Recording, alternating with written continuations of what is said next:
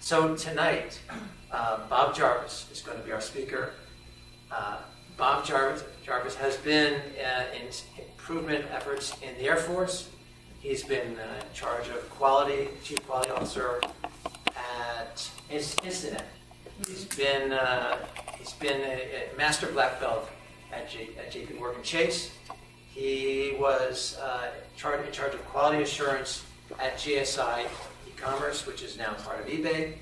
And he recently started quality enablement to enable people to do great work and companies to improve quality. So he's going to talk to us about how to really help people talk to management, and how people can remove barriers that help companies succeed. His talk tonight is called "Enable Your People. You'll be amazed at what they can do." Let's welcome Bob Jarvis. So I sort of old home week for me. I think last time I spoke, not in this facility, but to this group, was 12 years ago last month.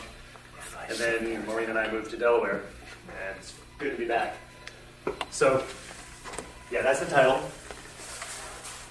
A little bit about why we're doing this and what it means to me. So, and I know two folks can relate to this. Every year at GSI Commerce, which then became eBay Enterprise, and now is broken up and don't know where they're going. But we had an employee engagement survey. Good stuff on that. And every year, the #1 complaint was it's hard to get things done around here. And every year, what do you think happened? They made promises. Nada. And it's not because Michael Rubin, who was the CEO when I got there, or Chris Ardakis, who replaced him, didn't care. Because I don't believe that's the case. I believe instead they didn't understand the business value of solving that problem, nor did they know how to go about it, even if they could understand why it was in their benefit to solve the problem. And that's basically what I made my mission when I left. That's the problem that we need to solve. Because in those instances where we've been able to get the barriers out of the way, it's amazing what people will do. They come to work excited, they leave feeling good, and they can move mountains. So I've seen both sides of it, and I really want to be over here a lot more than over here. So, question I've got for you is, and this is where you all have to talk. That's why this is here. What's it like where you work? What are the things that get in the way of people having a productive day? Context switching? More about that. What do you mean by that? Yeah, so I guess I just started a new job. Mm-hmm. So a lot of it is kind of inefficient processes. We have a lot of interviews that come in that we're trying to work on better screening, so you don't have any candidates that come in and you kind of know in the first 5 minutes it's a no. So to have, through a process and through some kind of training to filter those people out and to limit the amount of people that come in. So this is the hiring process, not talent acquisition process? Yes. Okay. A lot to it, but you summed it up, I think, with inefficient processes. What else gets in the way? Don't. I may wait for one person who is the one person with the authority to do certain things, and there's a bottleneck because there's not enough people to handle all the different things that need to get done in a timely way. Not enough people. Is it not enough people or not empowered? Not enough decision makers. Or distributing power. Kind of autonomy, maybe? Yeah. It's hard to know. I'm putting down authority. Yes to all that. So people in authority, it's where the authority delegated, you would not necessarily have to wait for a single bottleneck individual to move things along. Renee? There's always a firefighter. What's a firefight? So what causes firefights? It's more of there's always something that's higher priority than whatever you're doing now. I think there will always be firefighting. I think there will always be firefighting. If you're working on a release and Yep. all of a sudden there's a production patch that needs to be tested, then Yeah. that's becomes a priority, right? And then it's one after the other. Yeah? Got it. So what causes that? Oh yeah, it is. Oh, there's only a certain set of people to work on all the problems. Right? You could be working on a plant problem. And A little bit back here that causes that. Yeah. Okay. Hold the thought. works. We make it back to that. What else? Routine rigidity. Rigidity. Let's talk to that. People are not receptive to information that may require a change to the routine or a change in the process of the organization. So they may be a little bit more hesitant to give it a try to see if the productivity will increase or the processes will improve. Is that sort of change management? Change is hard? Is it? Change is hard, yes. Okay. This is not as. Let me switch to another.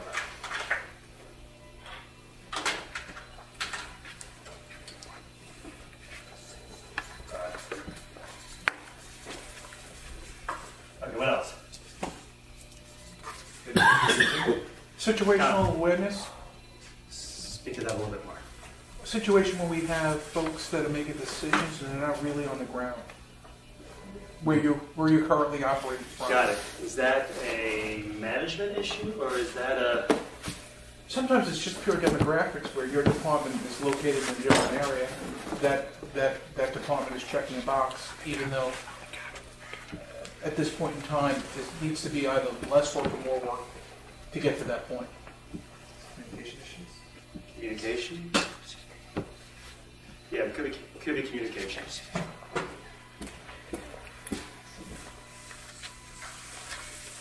What else? I think to a point, touching on that, is management, some levels of management are out of touch.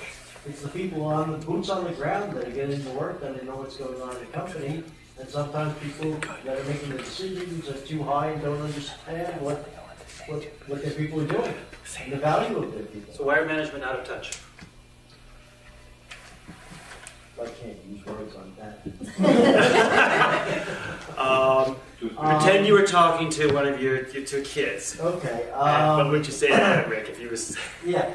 I think that there are, I've seen before, there are some good old boys that are brought into a good old boys club and they kind of just float through senior management positions and they get a contract and they get money and they're not really paying attention. They're not doing process improvement. They're not looking at the problems and saving waste in their company. They're just kind of laying people off. And they don't know, to get the bottom line up, and they don't know what those people are doing. Okay. And if they looked and saw, they can talk to those people, they can find out where the waste is and cut some costs and stuff. So they're out of touch. Out of touch. Okay. From And what the focused people are on doing. what's important to them. What else? I guess to the self-serving point, maybe office politics, or maybe a bad work environment or company culture. Politics is part of it. Yeah. What about the other stuff? What about the things that we use every day to do our jobs? Tools. Yeah. Everybody have all the right tools? Do the job, efficient, well-trained. Maybe you could have a lot of technical debt or baggage in legacy code. Technical debt. There was, yeah, we couldn't use that word in our staff meetings. Technical debt. But technical debt is a result, not the cause. Oh, and there's one thing too that really gets in the way of a productive day. It's like in your office, in your work setting, you find that you have a lot of things that is no longer relevant to the work.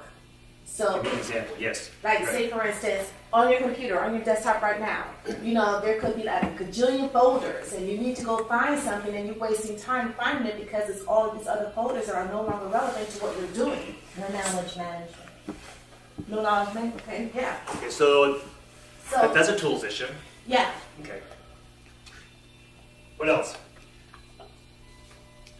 Well, to add to the communication, which this gentleman was talking about, what it made me think of was departmental alignment.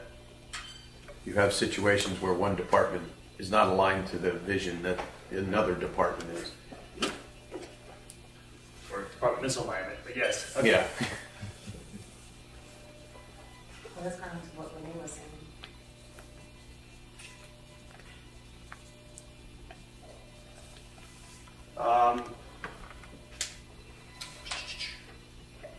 Anybody seen an environment where things are really going well, where teams are working collaboratively, they get stuff done, they leave at the end of the day feeling good because they accomplished stuff they didn't see?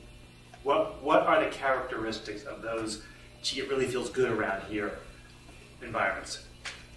Smaller, a smaller leadership group, an empowered group. Okay, so empowerment Small. is a plus, yeah. And small, you know what I mean? A team working on a particular project or endeavor.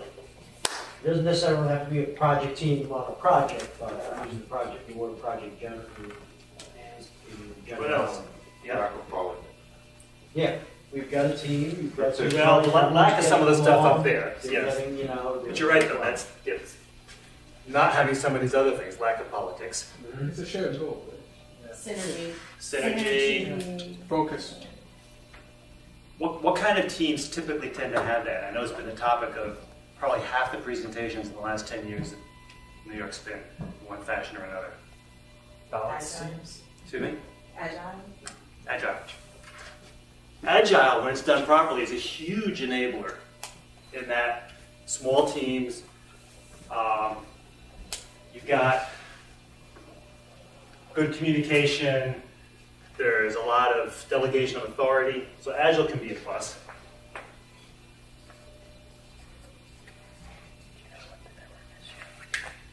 Smart goals. So goals that will smart from a specific goal, those kinds of goals. So people understand what their goals are. How about the things we use to see how well we're doing, dashboards and metrics and that sort of thing? How do they typically work for you? It's better if everyone uses them and gets use the same set of metrics.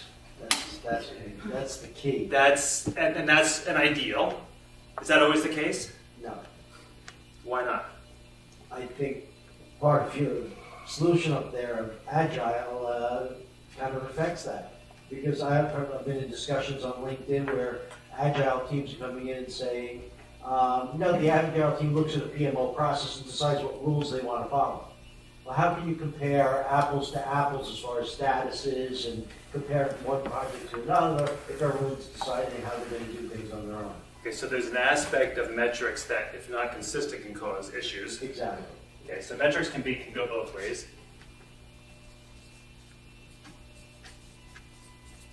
Okay, so we've got people stuff, we've got process stuff, we got tools, we've got some management stuff, we got Agile as a pretty neat thing, we got some metrics stuff. Anything else we want to add to that? What about just culture?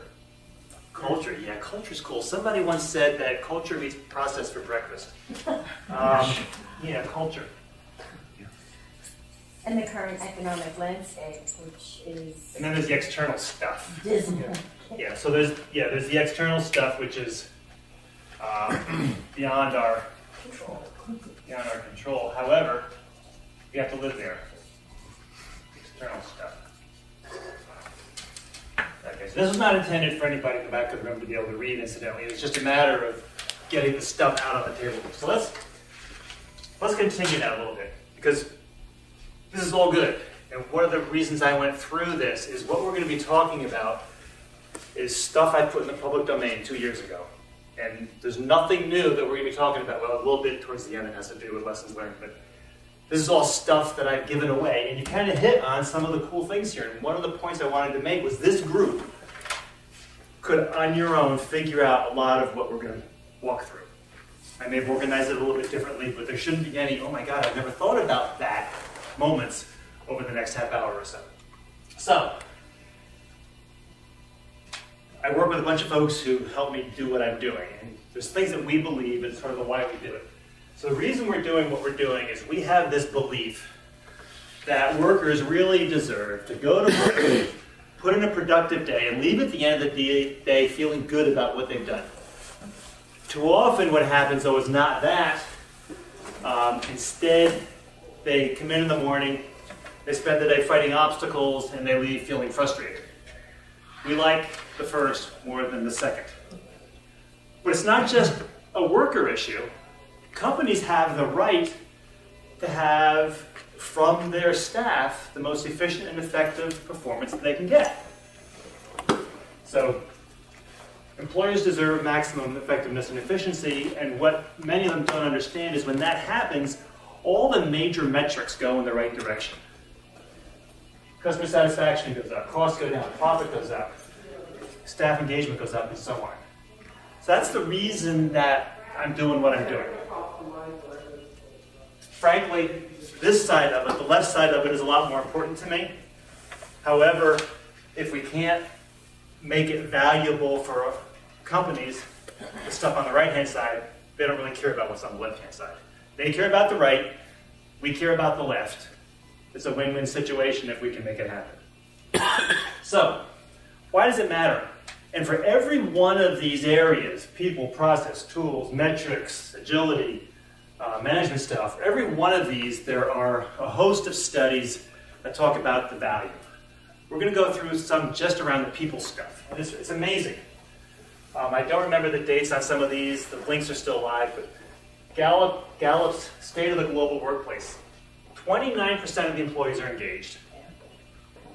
18% actively disengaged. In the middle, we've got 54% that are really not engaged. That's awful. It's horrific. And these slides will all be made available and put on the CDSPIN website, so it's all coming to you. That's huge. But if we look at the cost of the disengaged, it's even scarier. Employee disengagement costs as much as $350 billion a year by one study. By another study, sorry, hold that thought for a second. If we look at the impact of an engaged workforce versus a non-engaged workforce, according to the parent study, it's almost a 3-for-1 bump on operating margins. So ask any CEO if they wouldn't be happy to have 3x their operating margins. Yes. What's not engaged? That's so not engaged. There's not engaged, or there's actively not engaged. Yeah. Not engaged are the folks who come in and say, okay, I'm sitting at my desk, I'm going to do what I need to do. I'm just going to kind of work my way along. Let's look at actively engaged, which is probably more important. The actively engaged are the folks who come in and say, what can I do today to move this project, this process, this organization, this customer service department, whatever it is, move them along. I'm actively working to meet those goals that the company put up in plastic posters around the building. I'm actively working on making that happen. The disengaged are the ones who are just, I'm doing my job. Anybody here work for the federal government? Good. Nobody will be thanked. When I got out of the Air Force, I went to work for a company that had both a commercial division and a federal division. And part of what we did was we taught courses on the stuff that we put on our time-sharing platform. And those of us who were the instructors, when we weren't out dealing with customers, have a little game. And that was walk into the room. The room's sort of like this. Flip charts back then, not an HDMI connection to a lovely large screen. But we would kind of walk in and kind of look. I'm just going to scan. Okay. Before we did the attendance, and the guess was how many folks we identify as being federal government versus commercial, just by the way they presented themselves in the class. And we were about 80% accurate. Back to the disengaged. Just a little glassy-eyed, they're there, somebody told them how to get there. They know they're going to get paid the exact same amount, whether they're really working or they're just getting by. And the actively disengaged are the ones who are being subversive, essentially. It's a good question. Thank you for asking that. Did I answer it? Thank you. Thanks. And then the Future Foundation study said, well, the 350 billion is one thing. They said it's only 105 billion that associated with poor hiring and people management practices. That's 1% of our GDP. 1% of our GDP. At least it was back then. Enormous. So the value is very clear. The question is, given that, what do we do? So, this is the framework, and we're going to walk through it kind of piece by piece.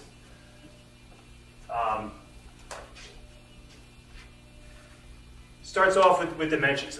The dimensions are people, process, tools, agility, management style, and metrics. So So those 6. Nothing that we didn't talk about. But underneath each of these, this thing that ends up with something that's actually executable that you can actually work on. Have subject areas. So if I look at the people dimension has subject areas that kind of correspond to the life cycle of an employee. Starting off with talent acquisition, then onboarding, and then training, and performance reviews, and mentoring, and ultimately the last one is retention. Kind of things that apply to a person. Within each subject area, within each dimension rather, there's business value, and that is if I'm the executive, why do I care? Why do I care that we have engaged employees? Why do I care that I'm using good metrics? Why do I care that the processes are the way they should be? Well, here's the business value if they're not. Here's what's costing you if you don't have that thing. And the guiding principles are important because when I wrote it, they're the way that I would implement it. Now you'll see later on, I don't do any of the implementation. There's reasons for that. I'll come back to that when we get to that point. But it's the way that I, as a manager, would try to solve these problems. And I'm working with my partners that they understand that, and they're not going to go right when I would have gone left. The subject area, and incidentally, everything, you'll have copies, but everything is on the website, everything you're saying. Within the subject areas, they break down into discussion points. For example, let's go back to people, talent acquisition. We talk about the subject, with that subject area, the discussion points have to do with how do you write your job descriptions. On the one hand, which is a terribly enabling way, and I've heard this, is, well, we wrote these job descriptions, or HR wrote these job descriptions 5 years ago. They no longer apply, but we're not allowed to change them. That's not so good.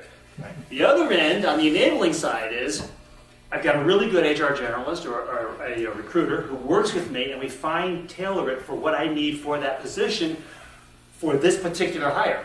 Even though it looks the same and is a peer of this person we got 6 months ago, things have changed. So there's a range. And every discussion point gets rated from 1, which is terribly inhibiting, to 7, which is enabling. Good, not so good. And beyond that, everyone has a weight, because not all discussion points are as important as others. And then we come out of that, we can end up with a score. And the score takes all that stuff together and mushes out numbers. And those numbers, when we're done, can be represented, I call them a spider chart, but they're really called a radar chart. I learned that. This is, if we look at these, the first one in the middle is all 6 of the dimensions. The little dotted blue line is neutral, so that's if you're a 4. You're not inhibiting, you're not enabling, you're right in the middle. That's not a bad place to be. Anything on the inside, not so good. Anything on the outside, good. This is non-representative. This is Bob monkey fingers, putting data in. So there's no connection whatsoever with this set of charts and reality. But if we looked at one in the middle, they can see management style and agility, not so good. It's on the inside of the blue. The others behind it then take each of the dimensions and break them down to the subject areas. And it makes it real easy to have a conversation with a manager and say, this is what the data look like for your organization. So in this hypothetical example, the one that sort of jumps out is under the process dimension. They've got a shared processes, really not so good. They don't share the processes, so that's a big negative. If we look at, on the other hand, process documentation, I forget what that is, but whatever's over here, they're doing that pretty well. That's way out in the, let's get down here in the lower. That's cool. Doesn't do anything on those screens. Okay, so red laser pointers don't work on those displays. Which is pretty good down here. Again, no meaning to the data as far as reality, but just to give you a sense for how it's presented. That's one of the deliverables that comes out of this. And do you decide beforehand what you're going to vet? Yes, that's a good question. So there are a total of, across the 6 dimensions, 150 discussion points across the anywhere from 4 to 8 subject areas per dimension. So I sit down with the management team, or the sponsoring executive, talk about their environment, and some of the things get pulled out. They don't apply. For example, if it's not a technology engagement, if I'm not talking to a CIO, there's some things that really are specific to that area. So they would get pulled out. And the way the assessments work is I will meet with 5 people a day, 90 minutes each, Monday through Friday. I can do it in one shot. So 25 people, about half management and half individual contributor. And then amongst each of those, I take the agreed upon, well, it's not agreed upon, it's the subset of the discussion points that I pull out having had that conversation. And I do kind of A and B. So there's a manager A set and there's a manager B set. And there's no overlap on those two. So if I have 6 of one, 6 of the other, I end up with 6 answers to every one of those questions. Same thing with the individual contributor. But they're discussions. They're called discussion points because it's not a go online and pick A, B, C, D, or E. It's you give me the answer, we have a discussion, I try to really understand, and there's a whole matrix on this is what I mean by every one of the 150. This is what I mean by a 1, this is what I mean by a 4, this is what I mean by a 7. And having written that, when I'm grading them, I still go back to that and make sure that I'm consistent. So there's a lot behind it, but that's why it's those 5 90-minute interviews. Take a half an hour for lunch, and it's another 2 hours that night to go back through those 5 interviews and score them. And a lot more data come out of the interview process that's softer. Here's the things you're doing well. Here's the things that there are possibilities for change. I move the management team and the individual contributors through an exercise to prioritize, and then what were the surprises, what were the things you were expecting, compare those two, back to the senior executive. There's a lot of stuff that happens, but there's nothing in there that I think anybody in this room could do. It's all quite doable. Yes, Ralph? You spoke on an earlier slide with the stuff that, the employees would care about, the stuff that management would care about the business, okay? Yes. And you're saying, why would the business care about this stuff, the stuff that was on the right of the screen?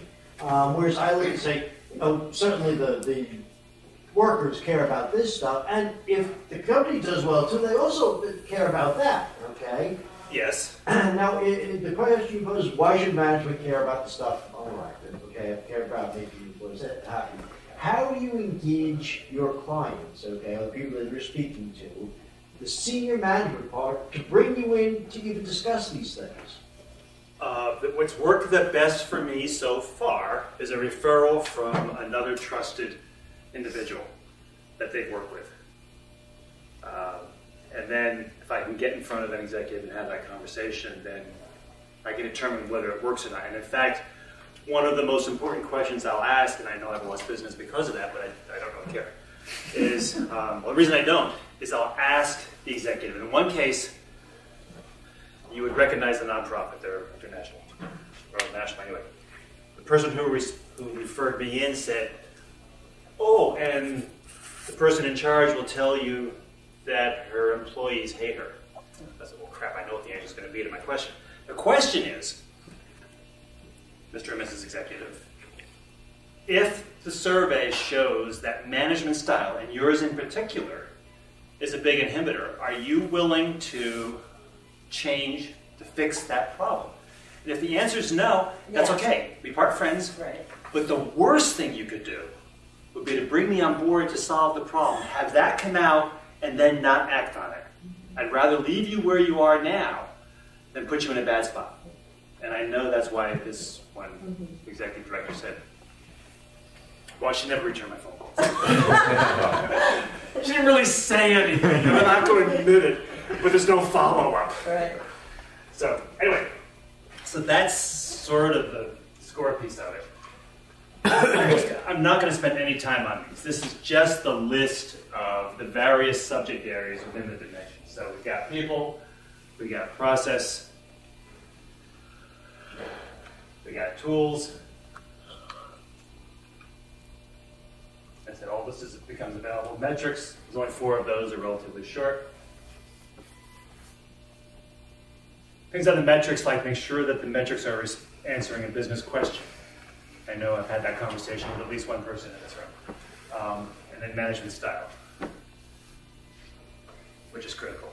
Could you speak a little bit about, on the last one through, about failure tolerance? Okay, so agility. One of the things that's really neat about agility is a very high, that's a really good question, because when we come to the lessons learned, bring that up again, please, Rick. When we think of agility, most of us think about it in terms of the way we build software with agile teams, using Scrum and extreme programming as the most common, but whether it's feature-driven design or Crystal or others, but it's that agility. The intent is to, one of the aspects of that is try something, fail early, fail often.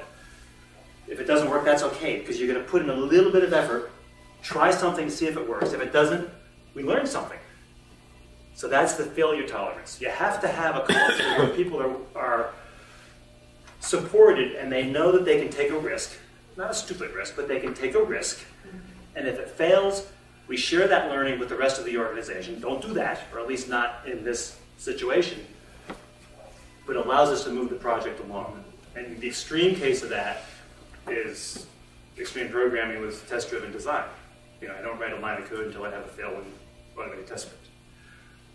But when we get to lessons learned, bring it up again, because I saw that in a totally unexpected environment, and I was shocked and pleased, and it was a wonderful thing. Okay. Management style. And this is critical, but and what's interesting about these is they all tie together. If we use this one, because it happens to be the one we're on right now, we can have great processes, hire all the right people, train them, mentor them, give them all the right tools, collect all the right metrics, and have agility where it makes the most sense. And if somebody at the top is creating a culture of fear, of punishment, of retribution, all that goes out the window. And the same thing is true of both one of them. We get everything else correct. Great managers, blah, blah, blah, blah, blah, but we're not hiring the right people. We're not getting the right people on the bus. Every one of these has to be enabled to get the most out of the organization to allow people to do the most they can do. So they're not discrete. But turns out that there are relationships, and I call it value at the edges. And there's a picture of, there's a picture of a very crude prototype. This is prototype number 4.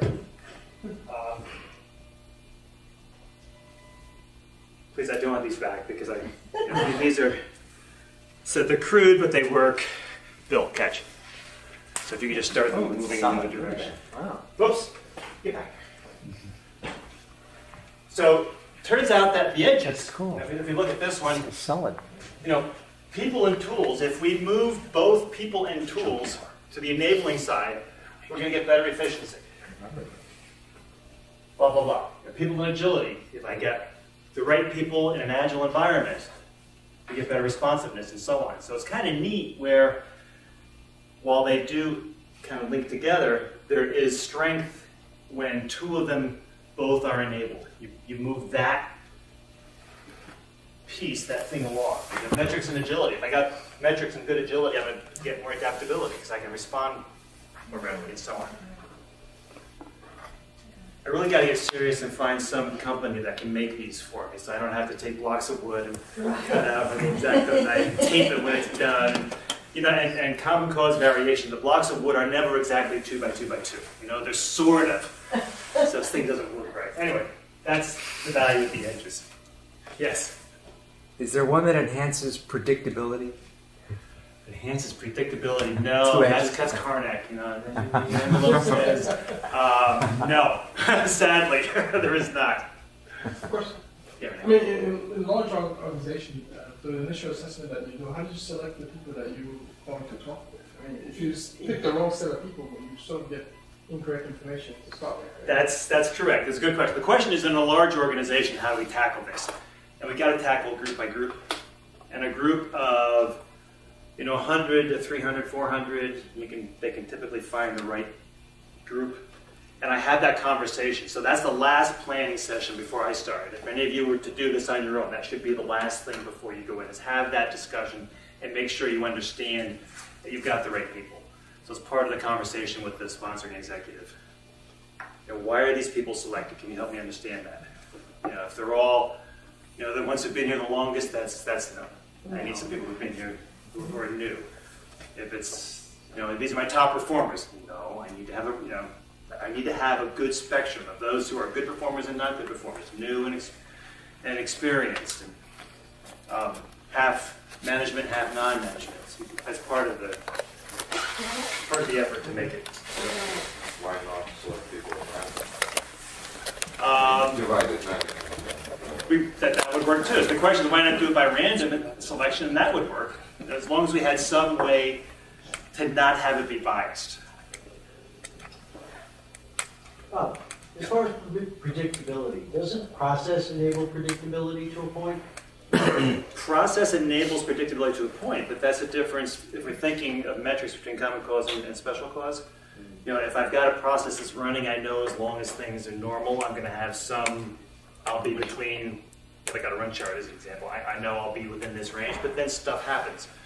The example earlier, everything's going fine, we're going to do our release. Who was it that raised the issue of the release? And now we've got a production problem.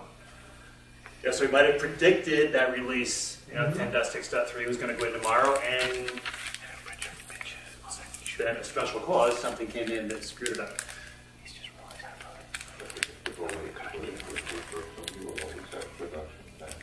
That's right. So predictably, it's always assume that you have a production issue, and then but still, you know, when it finally comes around to it. So once we've gone through the assessment, we now have to take that and do something with it. The assessment just identifies symptoms. You know, it's, doc, I've got a stiff back and I got a headache and my knee's sore. Well, okay, that's fine, but I don't know what's wrong with me yet. We have to do some more work. What's the scope? Where do you define the scope of the assessment? And are you working with a department or multiple departments or the whole mission of the company? I want to go ideally department by department, in that roughly 50 to 100 up to 300 or 400 is a good size. Am I wandering too much with the? I promised I would stay between. Okay, good. So I want to have a small enough group that with 25 people we can get a representative view of a statistically valid for that organization. If I were working with a large organization, what I would do is start with, I'm not done this yet, but I would start with the executive team, initially, or some cross-functional mix to get some sampling, because that may tell us where we want to start then with the department by department, but I've not had the opportunity to do that yet. Yeah, but also when you're brought in, somebody's told you where the pain is. Right? Otherwise, they're not going to bring you in. They may not have told me, but they know it. They know where they think the pain is. If they're not feeling any pain, they're not going to open up the checkbook for you. That's exactly so, right. That will give you some direction. That's correct, John. If there's some reason that they wanted to have a conversation with me, they may not share it with me, but they know themselves that there's something behind it. Something more than just somebody referred you. Correct. So, yeah, somebody referred, yes. It's like, I've got a really good doctor, Dr. Smith. Well, you don't care until you're sick. Right, so, yeah, you're right. So this is, you've seen before. I mean, this is the short cycle. It's some continuous improvement cycle. We start with an assessment, which is what I do in the upper right. That identifies strengths and weaknesses. We then go through a define, which is now that we've got those data, what's our action plan? And then we get into now we got to figure out what the root causes are, come up with specific changes, improve to a future state, wash, rinse, repeat. I do that stuff. And I originally, when I first started doing it, I said, well, I can do the whole thing, because I can make money for all of this. And that's not what I'm after. In fact, Maureen and I, my wife's Maureen. Some of you know Maureen. We had a discussion when I left eBay 3 years ago. And it was, we're okay. So what do you really want to do? So I want to solve that problem. So well, then go solve that problem. So that's what I've been working on. But I'm doing it to solve the problem, more than I'm doing it to make money solving the problem. So I'm not going in with an assessment that's sort of like a Trojan horse assessment. And I used to run well, some of you worked with us, you know, and it's very on an intro, where we would do assessments and we were honest, you know, absolutely, but coincidentally, we often found things that we could help them solve. And there's nothing wrong with that. But I also realized that in every instance, because I've got a pretty strong network in the Philadelphia area, I used to have a really good network here too, and thank you so much for being here as part of it. I can find somebody, if the executive does not know someone themselves, I can find someone who can do a better job than I can regardless of what comes out of the assessment. So why would I want to give them me when I can find them someone who can do a better job for them than I can? And then, oh, by the way, if they want me to come back and treat that first assessment as a baseline, then I'm not checking my own work. And there's other reasons too. Frankly, my goal is to do one of these a month. Happy camper. I'm not looking to be that busy. So anyway, that's why I do this piece. So, some of the lessons learned. I want to start off with one on the agility. So I got you covered, Rick. Lessons learned from the time that you've been doing this. Yes, and just a few of them. But it's fascinating. One of them that I did not have up here is definition of terms. And I'm thinking of agility because of my experience in the IT world. And I work with a client that deals with autistic individuals, large New Jersey-based firm called Bancroft. And their classrooms, and they deal with severely autistic individuals from 3 years of age to 22 years of age in that part of the company. Their classroom is one of the most agile environments I've ever seen. And the ratio of, I'll go not student to teacher, but teacher to student, or adult to person served, is about 2 to 1. So for every individual, between the teacher, the teacher's assistant, and individual aide, they've got twice as many staff as they do person served, is what they call them. And things come up all the time that they've not seen before, and they just try it. They know that they can take a risk, they can try something based on what they feel is the right thing to do at the time. If it works out and it's brand new, they share it with the other classes. If it doesn't work out, they share that too. I mean, it is amazing the agility in a classroom, and I never thought that I would see an agile classroom. So, definition of terms, they change. Another one, tools come in unexpected forms, back to the same client. We're thinking of tools.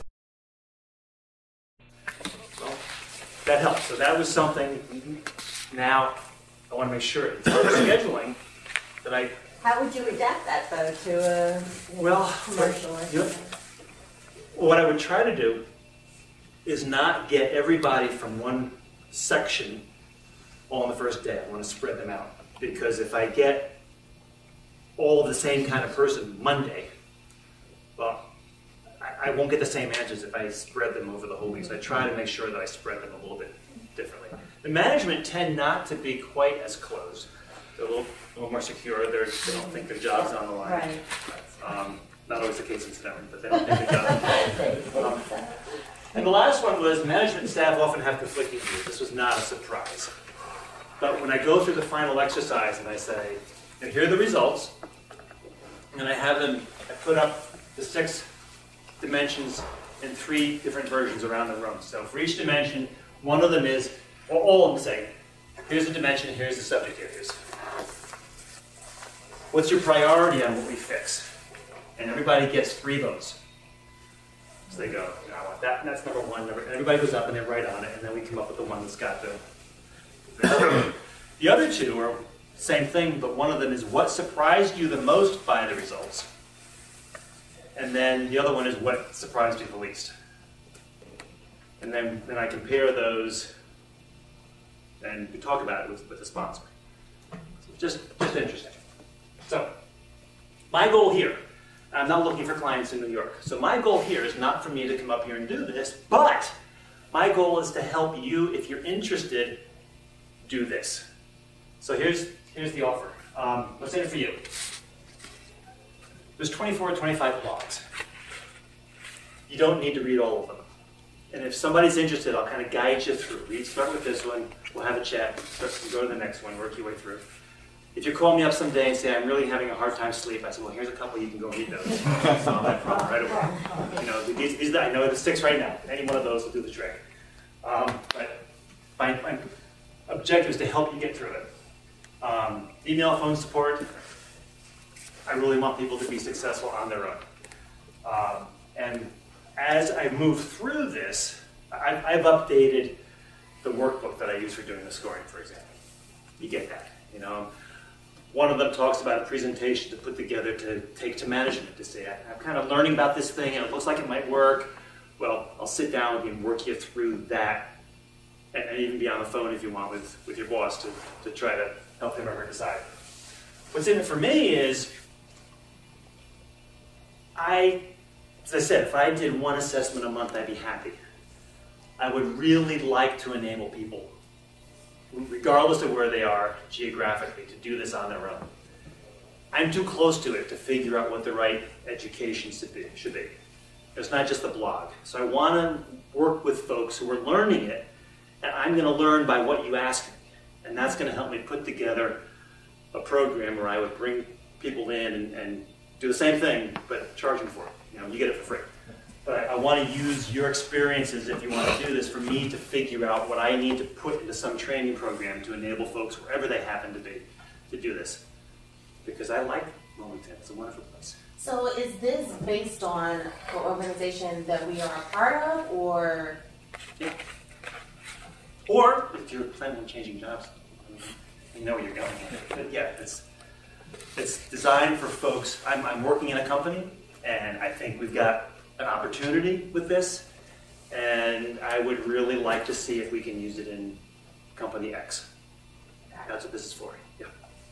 So how does this process relate to a smaller company versus a larger one? So let's say I just started a job somewhere with about 20 people, and we're intending to grow, but we are having some growing pains.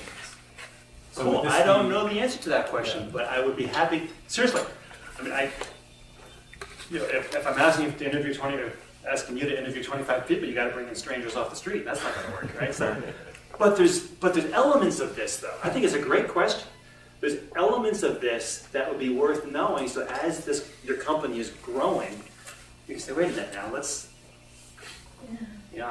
here's the things we can do to enable that. We're bringing in a new tool. What are the things that enable success of a new tool, starting with the selection process? Well, those are the kinds of things that are in here. So it could be helpful, even in a small company, although I hadn't thought about that.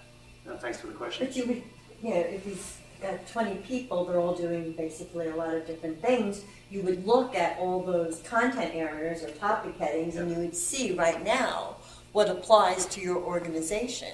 And I think it kind of guides you through what would be applicable for you guys right now as you grow.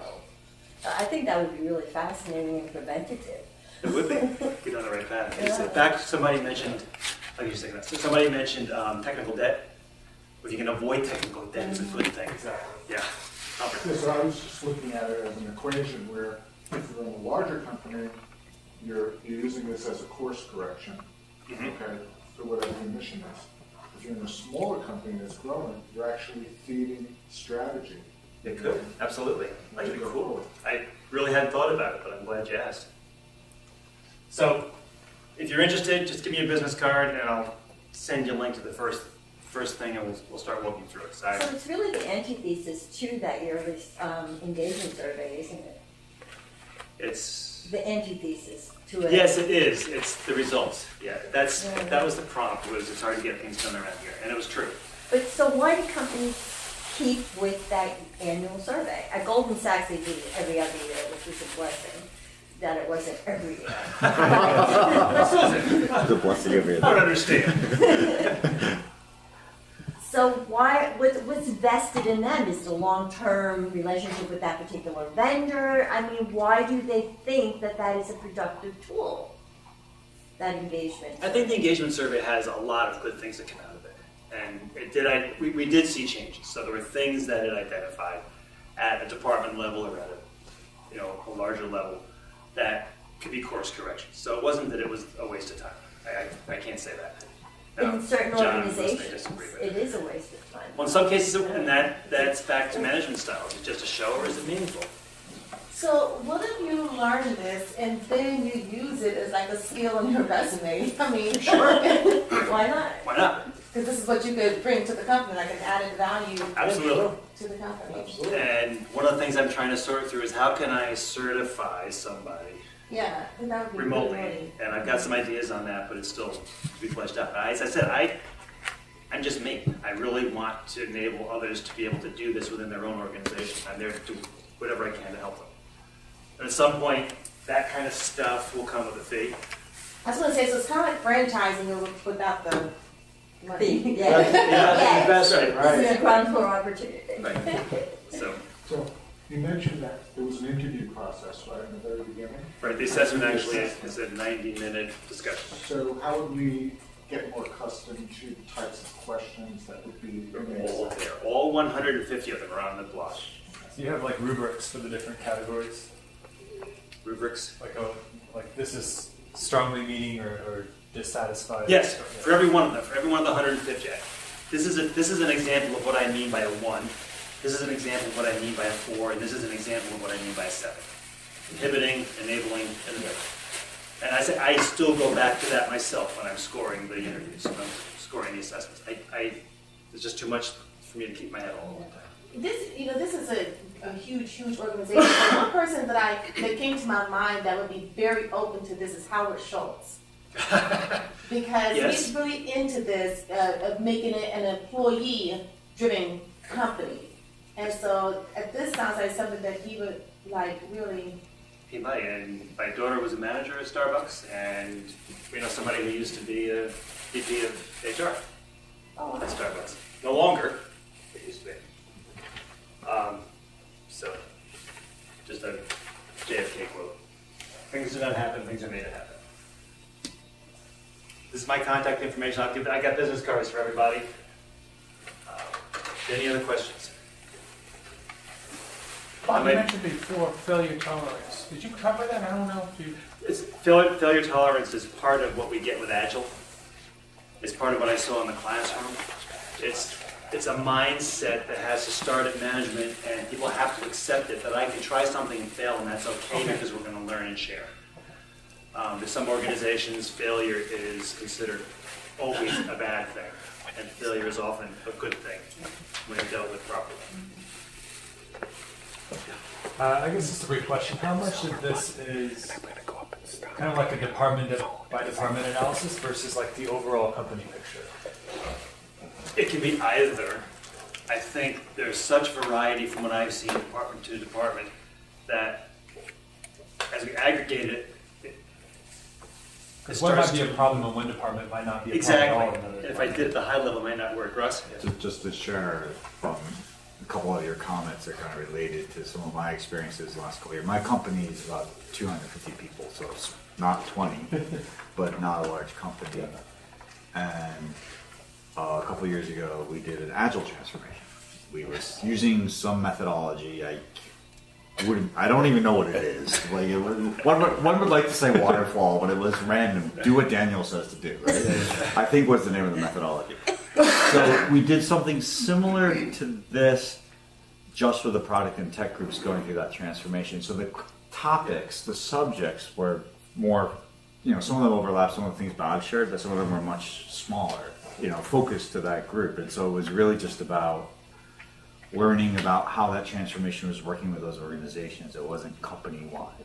But yeah, there was still management and tools and communication, and a lot of the same topics apply. Some not so much, right?